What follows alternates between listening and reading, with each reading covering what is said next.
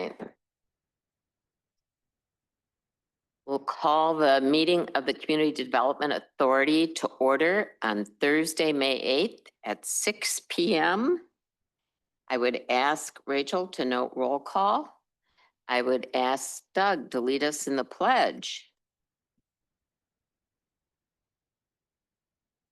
I pledge allegiance To the flag of the United States of America and to the republic for which it stands, one nation, under God, indivisible, with liberty and justice for all. All right, and we have Sheila Briggs with us, but she is on Zoom.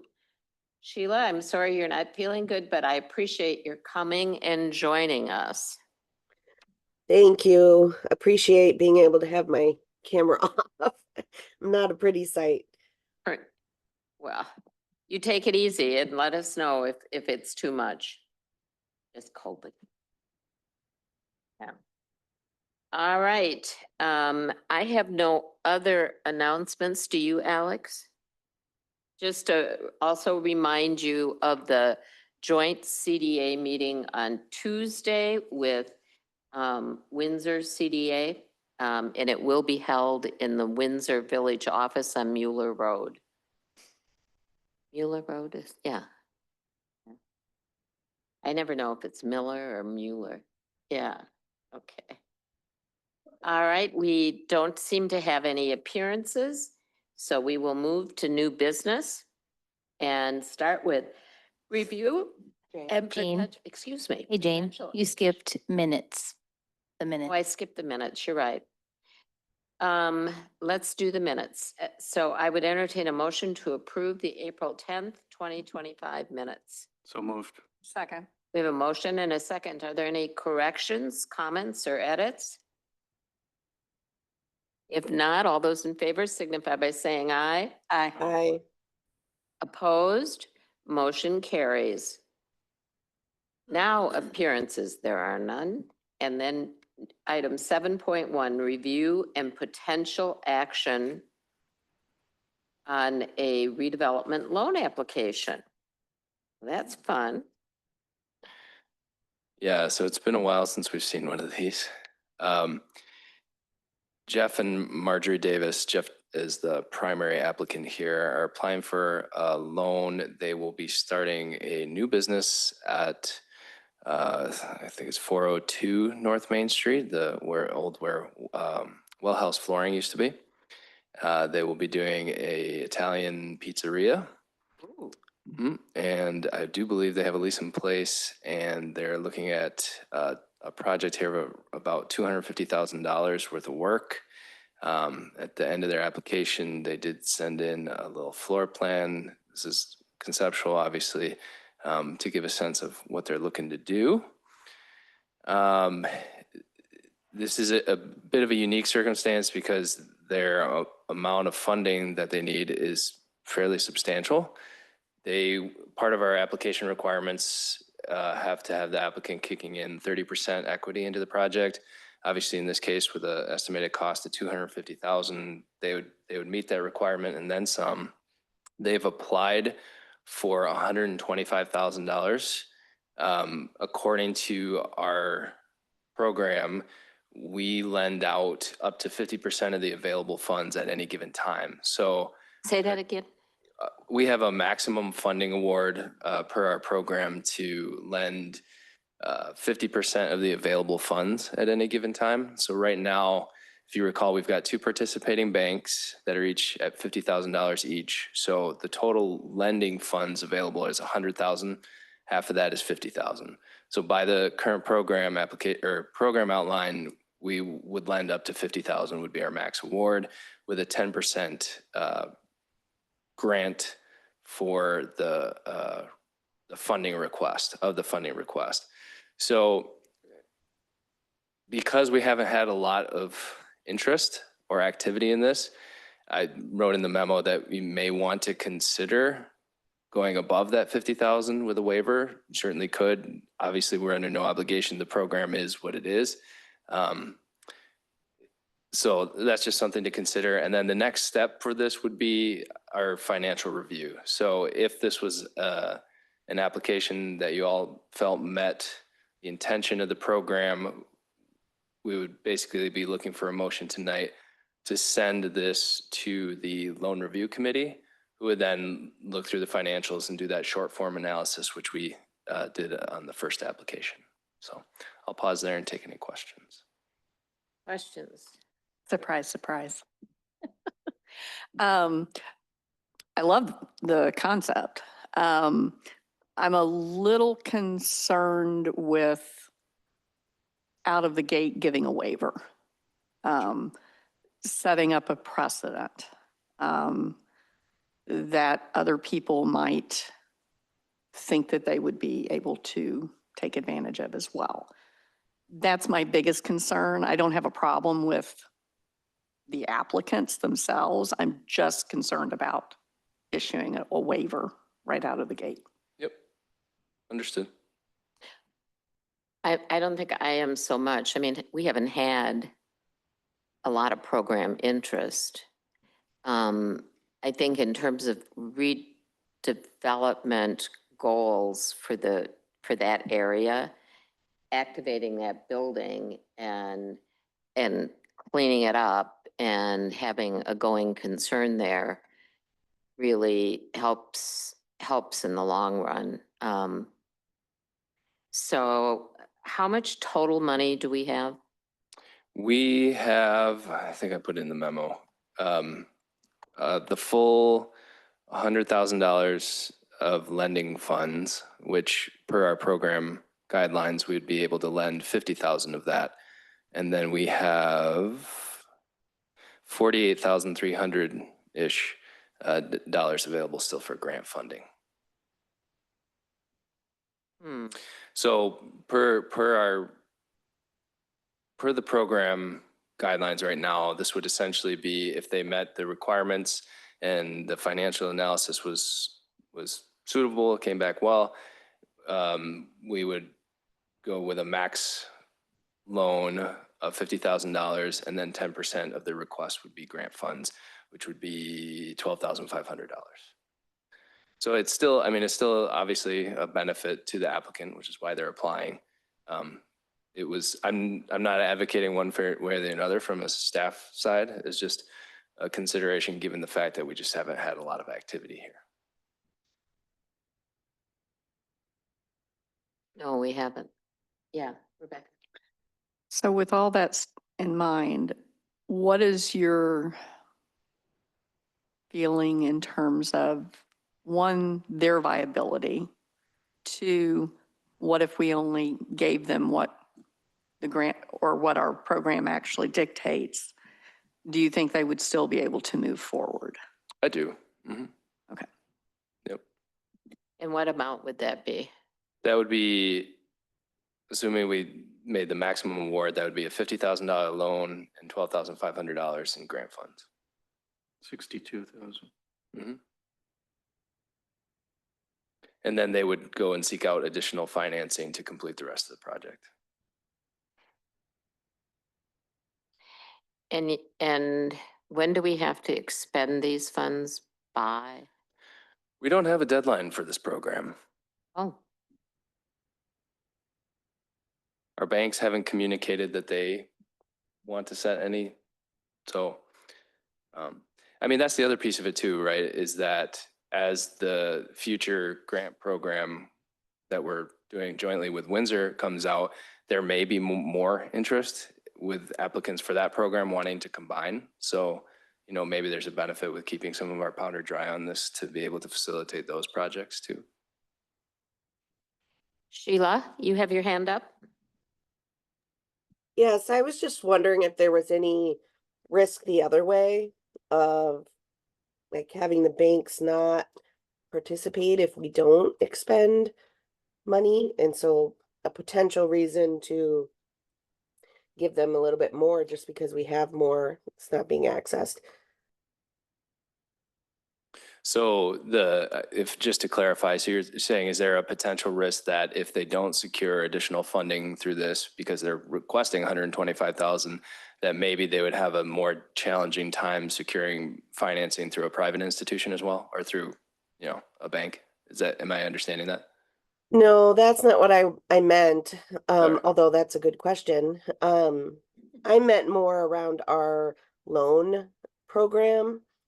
Like, is there a danger of us, because we haven't really used it, people haven't applied and used it, and we have banks that are kind of supporting this, is there a danger of them backing out at some point if we don't Hmm. use the funding to provide the loans? Sure. I suppose that's always a risk if they see this program continue to just sort of sit. Sit there, yeah. Mhm.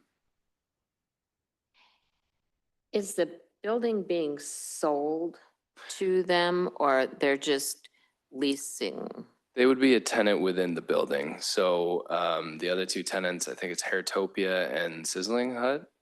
The other two tenants, and this group would be taking the southern 4,500, 4,000 square feet or so. Yeah. I mean, it could also be that, if you all feel that this is a good use for it, we could send it to the loan review committee. And, if they review the financials and say, wow, everything looks fantastic, maybe then there would be a consideration of additional funding. But, I don't know. There's a couple different ways you could go about it. I mean, maybe if it is something where we're back and forth on it, maybe the simple thing and still a benefit to the applicant would just be to stick with the program and, go from there. I don't know. Just the other side of that, playing devil's advocate, is if the smaller amounts in this day and age don't go very far. And this is a big undertaking. We want more restaurants. We've got enough Mexican right now. There are places to get pizza, but, this sounds like a good addition to our restaurant selections.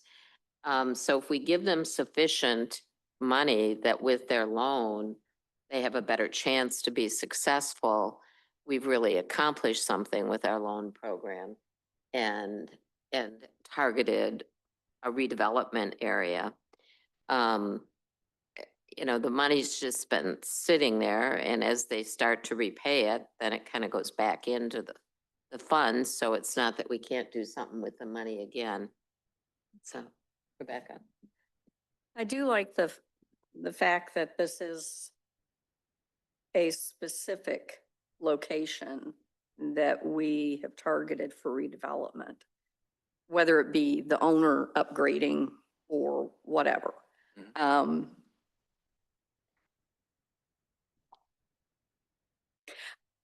I'm not saying I'm against it. I'm just saying I like the idea of sending it to the loan committee, getting their take on it. If they say these look like really good, then I would be more inclined to say, okay.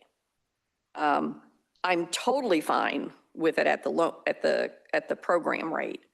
I'm just, again, I'm not saying I'm against, I'm just saying I'm cautious in the first time out the door issuing a waiver. I'm not saying I would not agree to it. I'm just saying I'm cautious. Doug?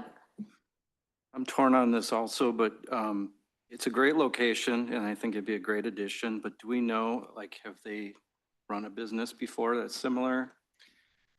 They've been in a managerial role. I don't know if they've owned one, but Jeff, he's been in the restaurant business for like 40 years. Okay. He was managing, it was also a pizza place in the Dells. I don't remember what the name of it was, but they have experience. That's good to know. Mhm. And remind me again of the loan repayments, like when do they start and the repayment term is? So we would spell all that out in the loan and grant agreement, and we would try to get that back on a 5-year term. So they're fairly quick. Obviously, we want it to be revolving fairly quickly. The rate on this one, for one of the banks, it's 7.5% right now. For the other bank, it's 6.5%. So it'd be somewhere in between there, probably right around 7. I can do the math on that one. And then there'd be monthly payments, And when does that principal and start? interest. When does the payments? As soon as they're drawing. They're upon their first draw. Is that right? I don't know.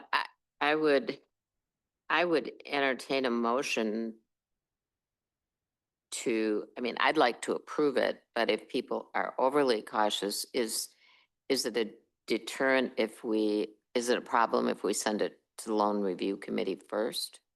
No. That made people more comfortable.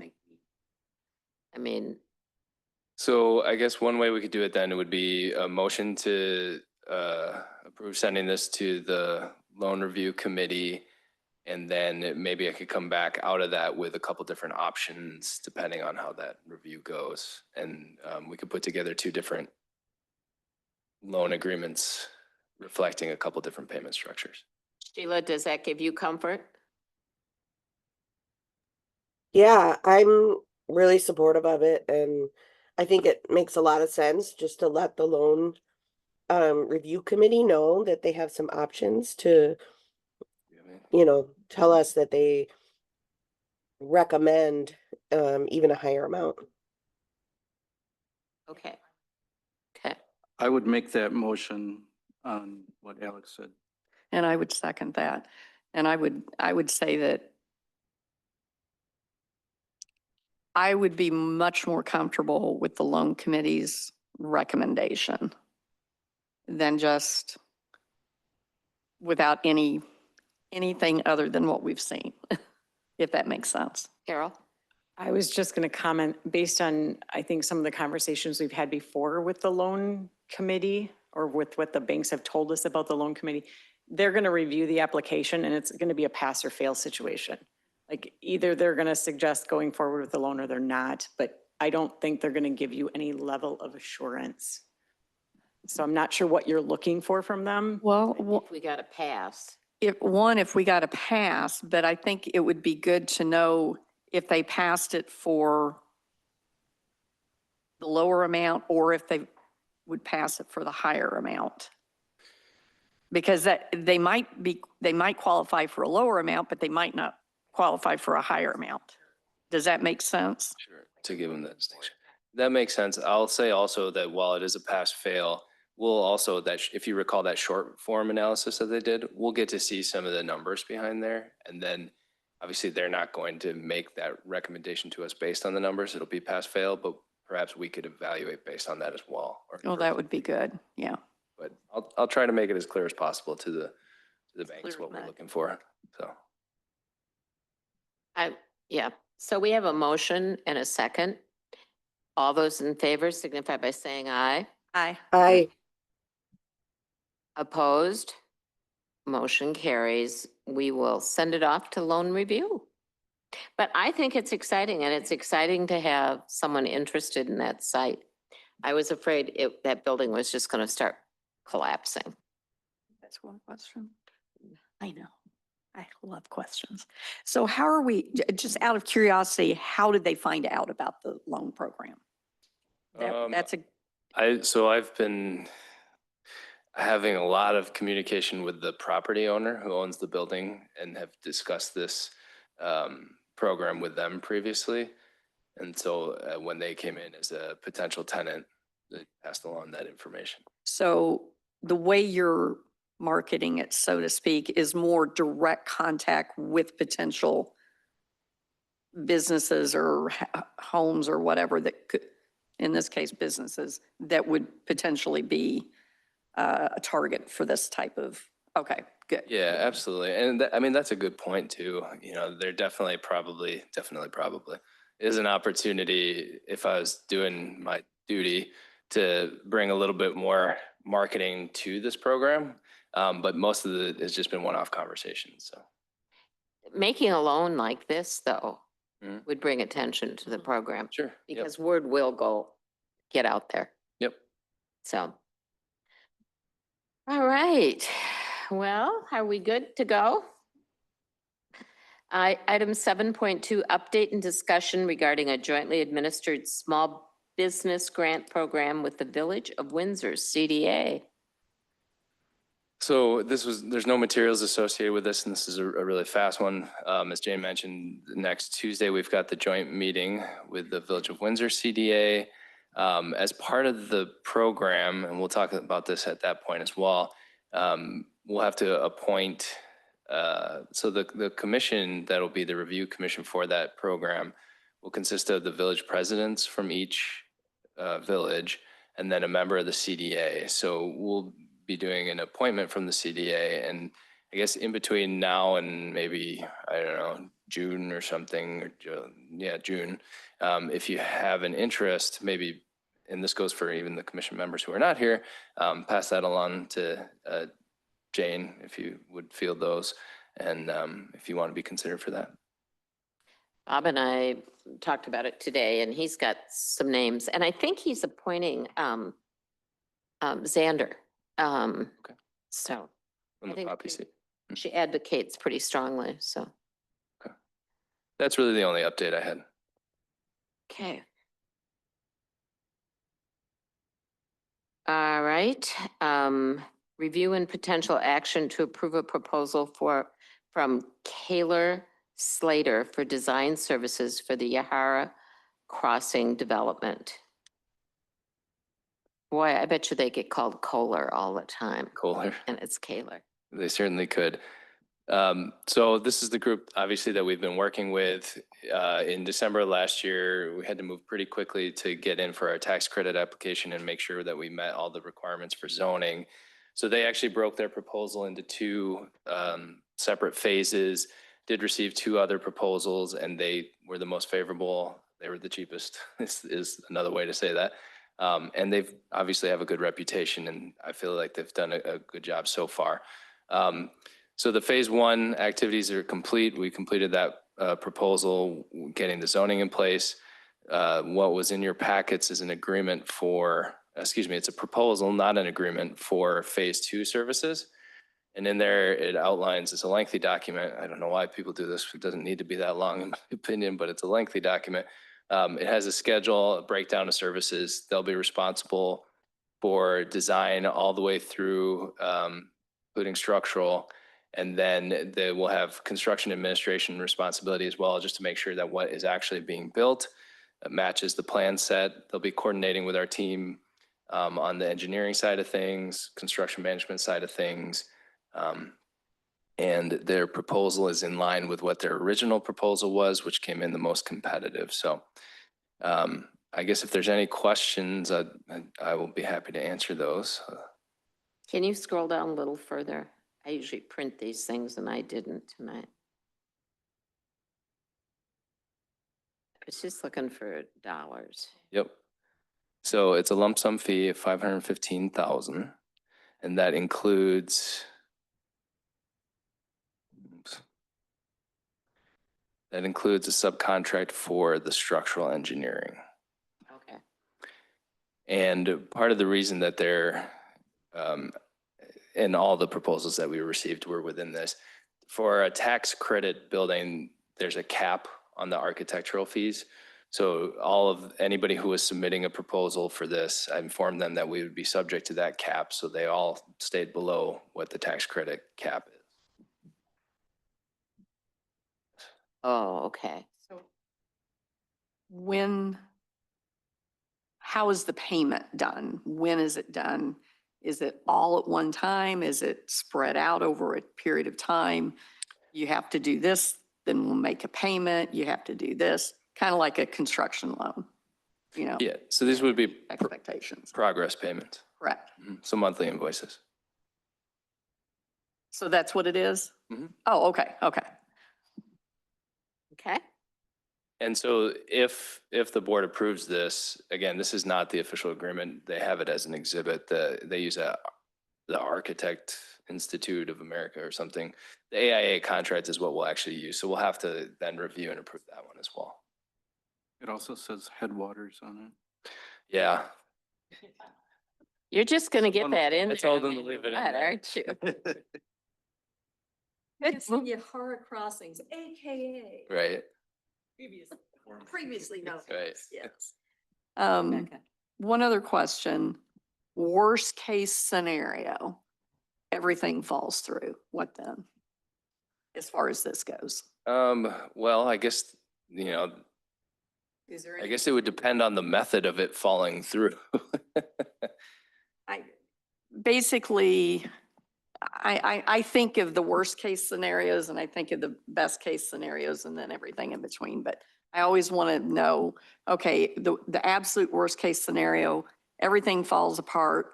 The economy goes to, you know what, Mhm. and the funding evaporates. I mean, whatever the case may be. I'm not saying that's going to happen. I'm just saying, I mean, I'm fighting tooth and nail for this. But let's just say the worst case scenario happens. What happens with this contract? Is there anything built into it to protect us in case? Well, nothing happens with this because this is just accepting their proposal. So we would get into the contract, which they included as an exhibit. This guy. And that, I'm sure, we'll have to look through it more, but when we actually get to that point, we'd be looking through all the clauses for termination. It'll have all that spelled out in it. $15,000. I mean, Well, yeah, exactly. that's your worst case scenario. Yeah. I mean, if they go through all the work and you decide not to build it, You own the plans. That's true. That's they true. did the work you told them That's true. you wanted them to do, so you still have to pay for their Okay, services. that's where I was trying to get at. Mhm. Was that, got it. Okay, thank you. Yeah, and so while that's true, there'll also be points, obviously, before you expend all that fund where things can fall apart, so to speak. So that's why I say it kind of depends on how it all falls apart, but Well, I'm hoping that nothing falls apart, so. me too. So timing wise, when would we start the design stuff? Very quickly. That's what I, Very soon. So we're going to be moving forward with basically full scale design on the project here over the course of the summer. It's going to take time. But that'll also help us when we do go to apply for the competitive round of tax credit applications in December, because we'll have a much better idea of what our actual costs will be. Because as part of this, in one of these phases, our CM, construction manager, will have opportunities to review this at every stage and be incorporated into the design team to basically put together, I don't know where it is now. Basically put together the cost of work at each of these steps. So we'll have a pretty good idea of what our costs will be when we go to submit that application, which is important. so what you would like from us is a motion to accept this contract. This would be, a motion to approve the proposal. So moved. We have a motion to accept this proposal. Do we have a second? I'll second. A motion and a second. Any further comment or question? If not, all those in favor signify by saying aye. Aye. I, Opposed? Motion carries. All right. Good work. This feels more real, like we're really doing something with it. Okay, item 7.4, review and potential action to authorize the executive director to execute an agreement for professional services with Veerbecker Associates, Inc. for the Yahara Crossing development, also known as Headwaters. Yeah, these guys did not say Headwaters. I'll have to talk to them about that. Similarly, this is for engineering and landscape design services through Veerbecker Associates. So the CDA has used Veerbecker for the redevelopment plan. We've also used them for the retaining wall at Jefferson Square. The village uses them extensively as a service for design review for different developments that come through. They put together this proposal. We did make sure that we were coordinated with the schedule that was put forth by by Kaler Slater. And some of this, so while Kaler Slater broke this out into two proposals, and we had the phase 1 and the phase 2. Some of the early work that, Veerbeker did for that preliminary development plan, which we submitted earlier this year, is already incorporated into this. So that 73,300, we've already incurred some of that cost. So that's incorporated into this. But this, again, would take us all the way through the design services, and then also have a construction administration component as well. Good. Clearly, we've seen the good work of Veerbecker. Yeah, and when you're talking about, how quickly are we going to be moving forward with design, assuming we approve this contract, they will be getting on site next week to do geotech, to do preliminary surveys, all that type of stuff. So we're going to be moving pretty quickly on the design. Well, the other thing is Veerbecker knows where everything is in the village. They do. Right? So that helps. Yeah, I mean, the efficiencies that we will realize from potentially utilizing them, it's substantial. Yeah. So I would entertain a motion to accept this agreement So moved. and authorize the executive director to execute the agreement, I That guess. too. Yeah. Okay, we have a motion. Do we have a second? Second.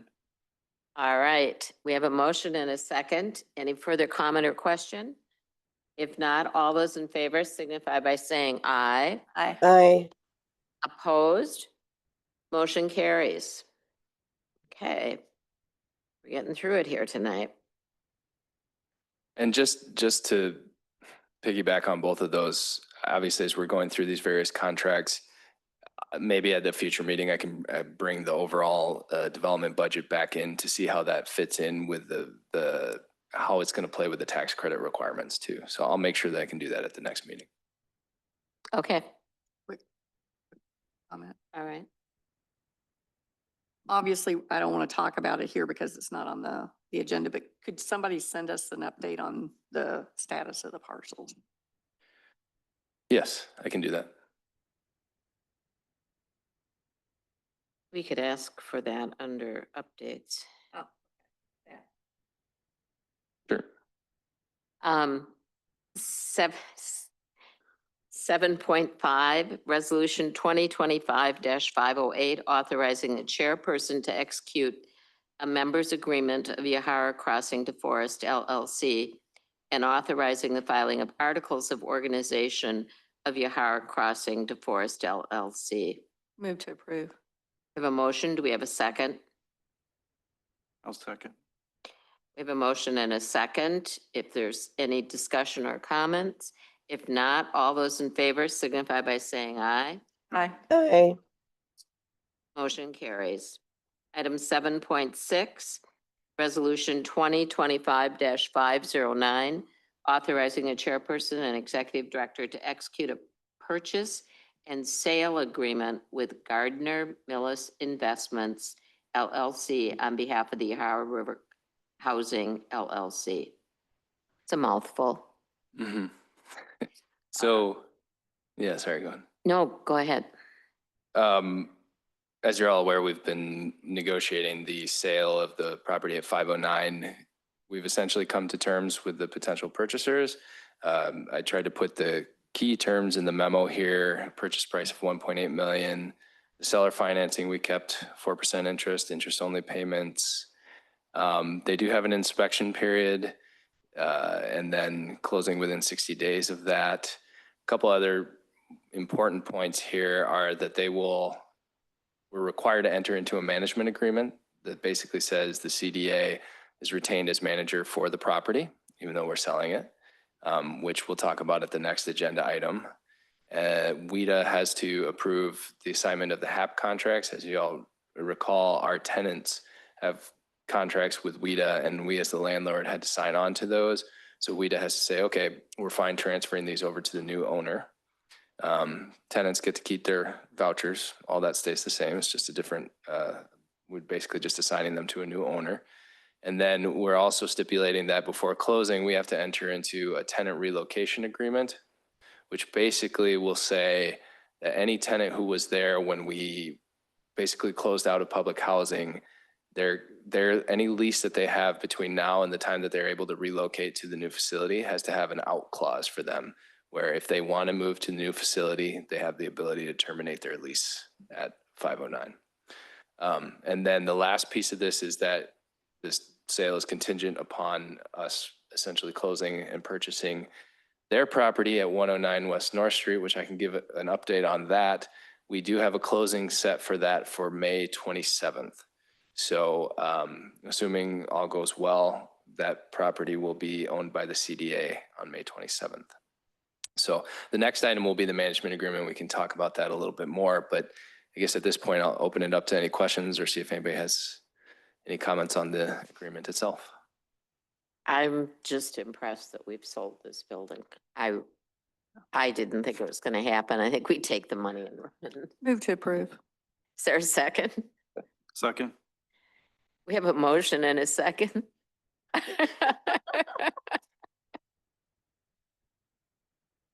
If there's no other discussion, all those in favor signify by saying aye. Aye. Aye. Opposed? Motion carries. Yeah, you're right. I should have turned the mic off. It's my specialty. There, you got something for the next campaign. 7.7. Resolution 2025-510, authorizing the chairperson and executive director to execute a management agreement with Gardner Millis Investments. Here we So- go. Yep, so the second half of that is, we did also come to terms on a management agreement. I apologize, I did not get a memo in the packet for this. So I'll try to walk through the terms of this as quickly as I can. Basically, the CDA will be retained as the exclusive manager of the property for the next 3 years or until we achieve certificate of occupancy at the new building. There are termination clauses in here upon 120 days notice, those types of things. Just at a high level, this contract was structured very similarly to what we did with Attic Angel. So you'll probably see a lot of similarities there. Authorizations, basically everything we need to do to manage the property. We get to create the tenant selection plan, which I think is important to maintain that, as well as the house rules, which also is important. There's a provision in here. I'm trying to find the budget. There we go, budget. So just so that we're all operating under the same set of rules, we wanted to, talking with Jay a little bit here, we wanted to make sure that we propose a budget to them, similar to how Attic Angel does for us, and that they approve that budget, and so that we're all we're operating on the same page of music, so to speak. So that's all in here. And that we'll have to have a proposed budget basically upon closing. So right off the bat, so we know what we're doing. And then annually, we'll do the same thing in November.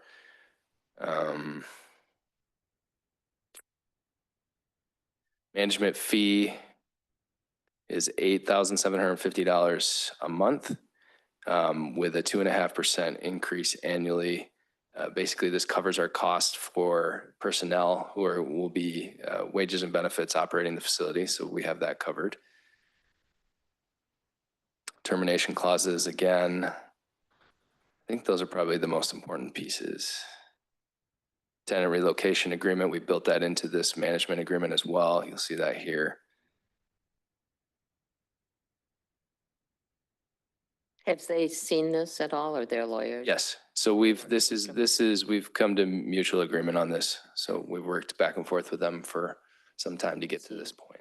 So I'm open to any questions. Yes, she does. Of course.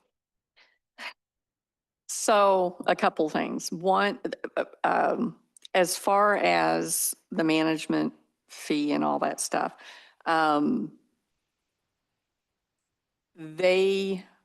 they're paying us to manage the place, but they're also paying for any supplies and things like that. So we're not responsible for doing that stuff or anything that would be needed to be used to repair something or what have you. They're responsible for that. We're managing it, blah, blah, blah, right? Okay. So that was the one question. That's good to know. The second question I had was as far as the tenants go. So anybody who's there currently, those are the ones that are the ones we would be responsible for relocation Anyone who's there, well, in this case, the answer, or prior to the switch over? yeah, prior, yes. Okay. At December 31st, 2024, anybody who is residing at that property has the eligibility to. Okay, so anybody who came after that were not responsible for that, correct? Correct. And at this point, I don't think there's anybody. Okay, but let's Not say at that 509. they have new people move in, we're not responsible for that at that Correct. point, Yep. correct? Okay, so then the last question I have is related to the tenants that they're going to be having. Mhm. Are they going to be using this similar to like what we've done where they're doing vouchers and stuff like that? Or is it going to be more, I mean, I don't care. I'm just curious as to what type of clientele are they probably going to be looking for? Jay can probably speak to some of the conversations he's had with them in terms of what their approach is, because he's effectively going to be the one managing the facility. But just at a high level, they're going to be looking to get as much rent as they can. Okay. Yeah, that's definitely the case. They have expressed that they're wanting to maximize, obviously, income from the property. And I don't really believe until they get in and, jump feet in that they're not going to know exactly what that looks like. Obviously, we don't either at this point. We're just getting into the nuts and bolts of trying to lease these units at a market rate, which has never been done before. So it's a learning process for everybody, especially a new property manager. So I would assume that the current clientele that are there would make it difficult to attract kind of your general population. Is that true? I don't know if I'd go so far as to say that yet. I think right now the hangup has been the price of the units versus the size. We've adjusted that recently and had a little bit more interest. I guess I would rather wait and see how this price reduction goes. We're working through a couple other things with legal with regards to getting somebody in the unit that's available. We'll talk about that a little bit more later. But I don't know that people are going to be necessarily the hang up. I'm doing my best right now to try and make sure everybody understands there's consequences for actions and stuff, and making sure people are in line with the direction we need to go. I was just going to add, keep in mind that with the way we have it structured, we are getting market rate for these units. We just get part of it from WIDA and part of it from the tenant.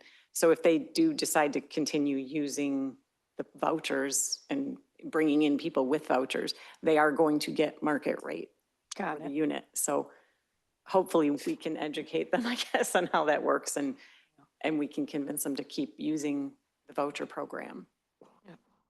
I think the biggest key is just going to be trying to maintain the building being fully occupied, right? So How many open units are there? Well, we'll get to that. So I'd make a motion to approve. we have a motion. Do we have a second? We have a motion and a second. Any further comments or questions? If not, all those in favor signify by saying aye. Aye. Hi. Where's she? Opposed? Motion carries. All right. Well, that was a stroke of a lot of business. There is no old business. Reports, Housing Division, Jefferson Square Financial Update. As far as Jefferson Square goes, things continue to run smoothly. We really don't have a lot of communication back and forth. They seem to be picking up and taking over and doing what needs to be done. So if you have any questions about the financials, I can try to answer those, but they're operating as expected. Yes, it is. It seems to be looking good. Has it, have the tenants seem to be getting the repairs and stuff done that need to be done? Is there any? Question for James. I have yet to have heard anything from anybody, other than I heard wind from a contractor that there were a couple people over there that were unhappy with the service. I will say that in my experience, it's really difficult to please everybody all the time, and some require a little more attention than others. So take that for what it is. But I mean, I've got my report from Demery, and it just seems to be mostly good stuff that's going on. So Good, good. Well, they would reach out and let us know. For They sure. they didn't always like us all the time either, so. for sure. And I did look at the work order system before I came tonight, and there's definitely stuff getting done. He's at 25 work orders, which is very manageable, and it seems reasonable to me. Good, good. Okay, well, and that's reflected that if things are going smoothly, the reports look good, so. Good. Public housing? Yeah, the public financial or housing financials are moving along, other than my snafu with Carol today with the 940 fund that she explained last time. Things are a little confusing right now with, as I said, the auditors stepped in and decided we're going to just close out public housing as of 12/31. So we had to do this major shuffle to get everything split between redevelopment and the new Yahara River housing. So yeah, we've been playing a little catch up, trying to clean everything up and get things in a good place. But you'll notice the reports this month, 920 is basically cleared out. We have some money still sitting in the checking account. So we've got to kind of keep the fund open just until we get the new checks for Fund 940, and then can start really running everything through the Yahara River Housing Fund. But we'll get 920 completely closed out here soon. And you'll start to see everything under Yahara River Housing now. And yeah, I mean, things look much better than they did when it was public housing because the income's coming in better than it had been. So we're in the positive, and That's unusual. Yahara River Housing is going to look much better. Yeah, we'll continue to see turn costs, and obviously there's going to be maintenance. There's stuff to run the building. So, but yeah, I've been really trying to manage costs, especially with a potential sale of the building, and I don't want to inflate inventory of things, or we're just trying to do what we need to do so that we are in a good spot when that happens. Yeah, so that brings up a good point. At some point, if they do end up closing on our property at 509, I guess that's an open question. Would you still want to see financial statements? It's essentially irrelevant to us because the financial statements would be essentially a new owner. It's their building at that point. So, okay.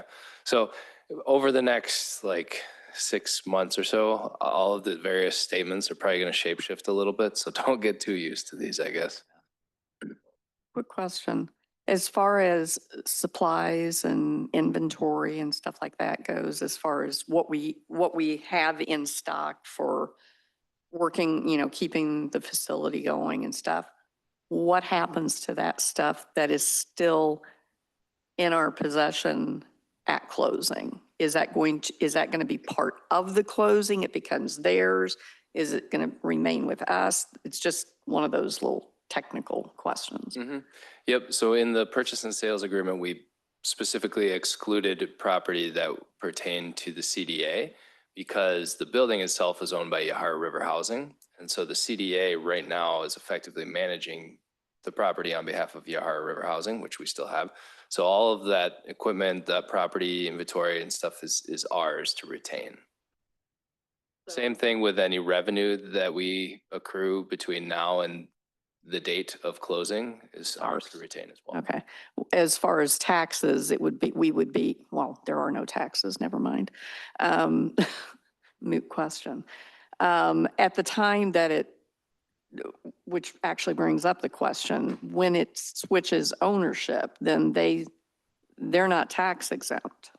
Correct. They will be paying property taxes. Okay, so then that property would start, Yep. okay, It's back on the tax rolls. sounds good, thanks. Okay. Anything else on that? If not, update on housing units. So we have, still have one unit available over in Jefferson Square. And actually the slide is off because as of today, I have another vacant unit at our public housing building. We have, had, to evict a tenant, the first of the month and she is out as of today. So we will have another unit that's gonna be going through that turn process and have to find another resident for. But, so I'll be evaluating that one and coming up soon here. I did speak with Demery and corrected the Jefferson Square wait list to it is at 21. And we do not have a wait list yet for our buildings. I don't know if that will ever actually happen, at least until we have the new building and have people lining up for it, which I'm sure will. Demery gave me an update for Jefferson Square, and they are looking to potentially add a privacy fence to the property at 720. They've actually, I believe, gotten a couple different bids for that. They've received feedback that the price of $250,000 is still too high. So they did a market analysis and they think that it's where it needs to be. They're just still continuing to try and find ways to make it more marketable to people. They just don't like that barn, even with it's fixed up. So, so yeah, she's continuing to work through that. There's been, there was a resident from Jefferson Square that passed away just after the CDA meeting last month, Doug Knudsen.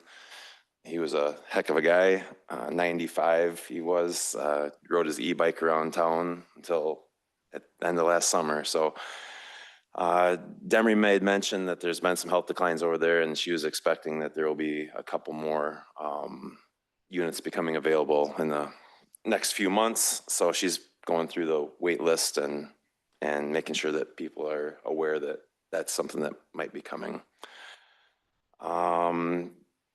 We were discussing the things at 509 with the potential with the sale and pending of that property. One of the things is I still have items from Jefferson Square at that facility. So they are working through trying to manage storage for things there and trying to hash that out with residents' needs and their needs for space. So it'll be interesting to find out what we're going to do with all that, the things that belong over there when there's no space to put them there. So we'll be working through that too. What kinds of things? Screen doors,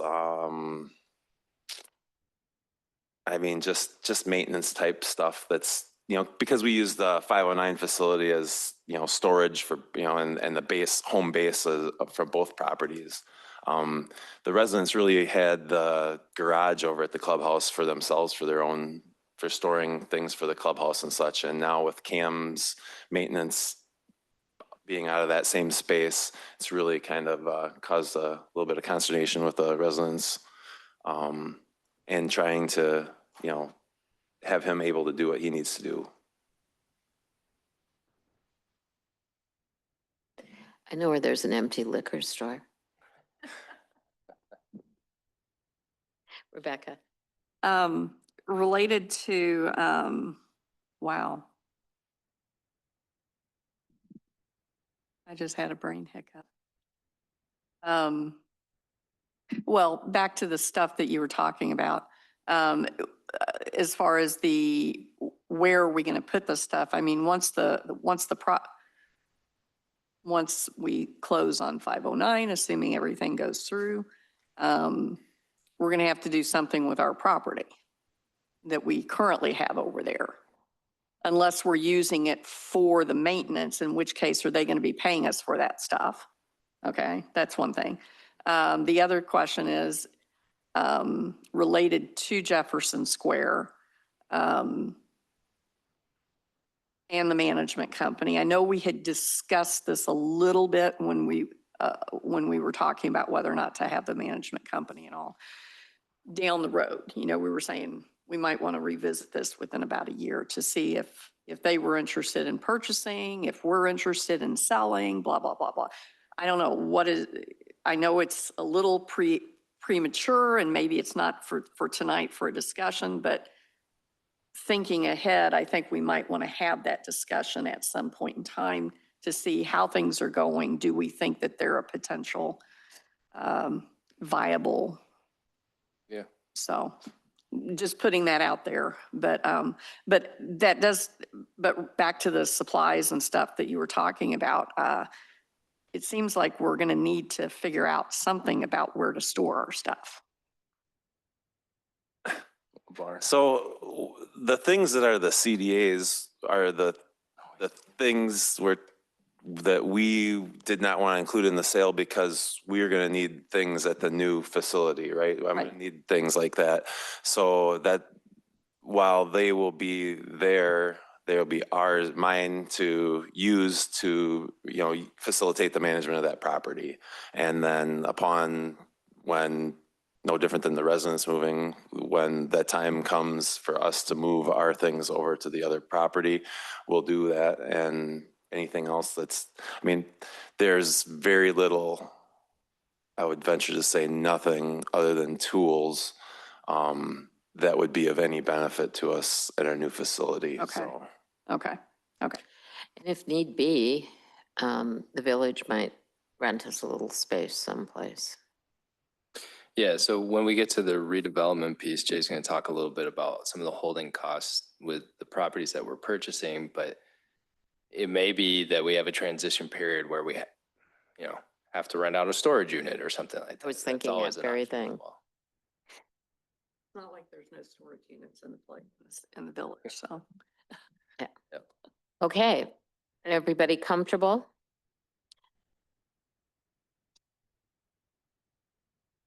All right, now if we move to redevelopment division and financial update, anything on redevelopment? It is tracking pretty much as you might expect. Not a ton of activity. You will see in purchases, 280,000. So this is associated with the car wash. That payment did get remitted to Dane County. And we have, as of May 1st, we have occupancy. So Jay and I were out there, was that this week? Monday, to kind of just get the lay of the land. We did have a water meter removed on there. So that if you look on GIS, that property, Dane County is now owned by anyway, I can just say it. We own that property. So that's what that payment was. That was Dane County cashing that check essentially. The rest of the redevelopment costs are associated with legal fees and a little bit of Veer Bicker's work on the redevelopment plan too. Excuse me, the PDP. Was there any pushback related to the car wash and the situation? So this is very interesting. There was no pushback, but I did on the same day that we went onto the property, receive a phone call from the property owner. Excuse me, that's good clarification. From the previous property owner who just kind of wanted to my understanding was they were a little confused at what just happened.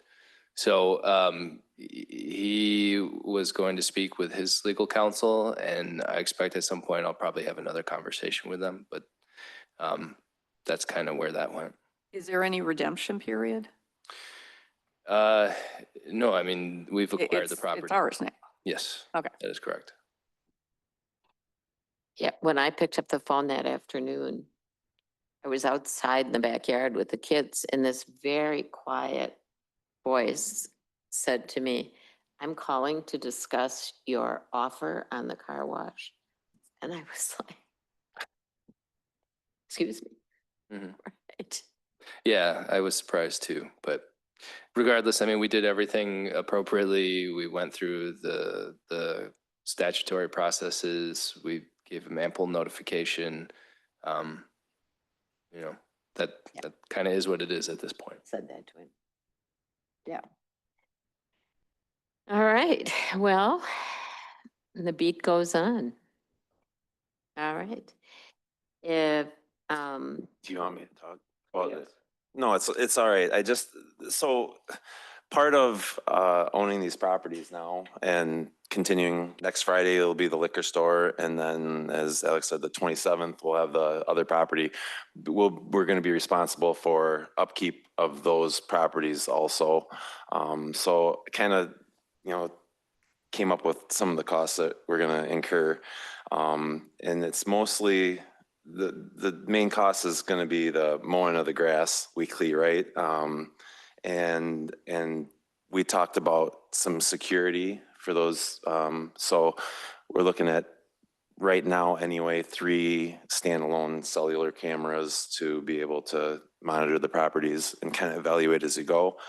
But to the tune, so redevelopment will be seeing some costs associated with that. Also, I wanted to see a little bit of the improvement that we can get away with, particularly at the car wash, trying to make it, to clean it up for it, because we're going to have it for, it's going to be sitting there for a long period of time before there's actually any demolition and stuff that can go on there. So to the tune of like $4,300 a year, we'll be looking at for maintenance costs, and then another close to $2,000 for upfront costs for cameras and time spent.